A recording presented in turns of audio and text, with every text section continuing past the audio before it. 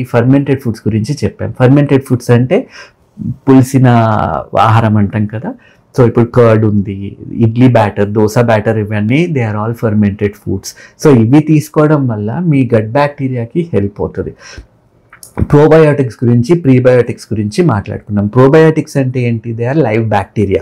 So ఈ fermented ఫుడ్స్లో, fermented పికిల్స్లో, వీటన్నిటిలో కూడా ఈ ప్రోబయోటిక్స్ ఉండడం జరుగుతుంది. అదే ప్రీబయోటిక్స్ అంటే ఏంటి?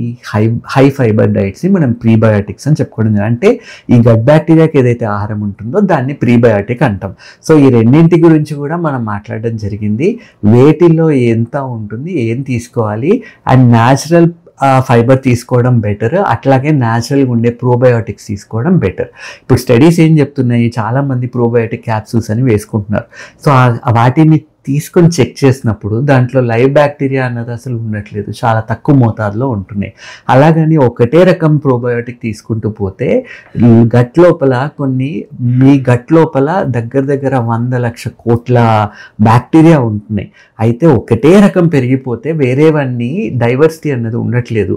సో అందుకనే అన్నీ మార్చి న్యాచురల్గా దొరికే ప్రోబయోటిక్స్ ఎప్పుడైతే తీసుకుంటారో మీ గట్ బ్యాక్టీరియా అన్నది సెట్ అవ్వడం చూస్తున్నాం.